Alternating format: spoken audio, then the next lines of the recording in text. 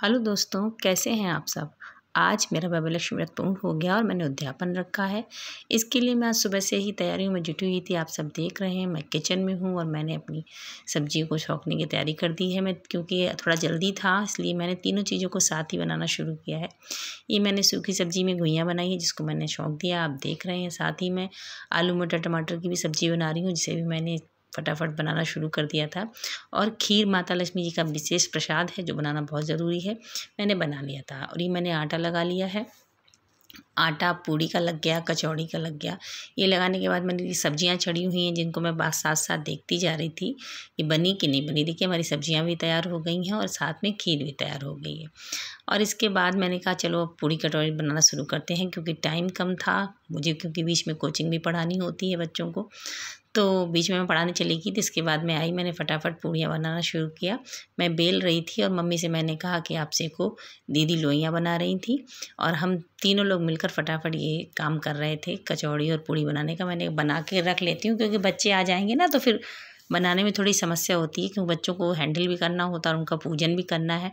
तो इसलिए मैं फटाफट पूड़ी कचौड़ी बनाने की तैयारी कर रही थी और मैंने जल्दी जल्दी बनाने के सोचा कि जल्दी से बना के सारा इकट्ठे रख लेती हूँ, फिर आराम से कन्या पूजन भी हो जाएगा और मुझे पूजा भी शाम की करनी है तो वो भी हो जाएगी।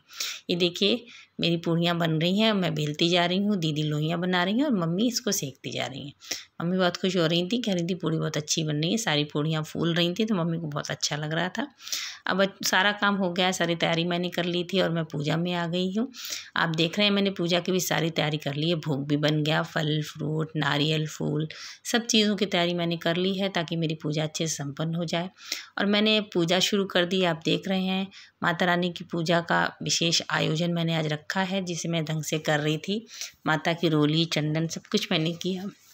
इस पूजा में माता को लाल रंग का पुष्प चढ़ाना बहुत ज़रूरी होता है, इसलिए मैंने काफ़ी सारे फूल इकट्ठे कर रखे थे। नारियल माँ को चढ़ाया जाता है जो मैंने चढ़ाया। कोई फल होना चाहिए वो चढ़ाया। इसके बाद मैंने कथा पढ़ी।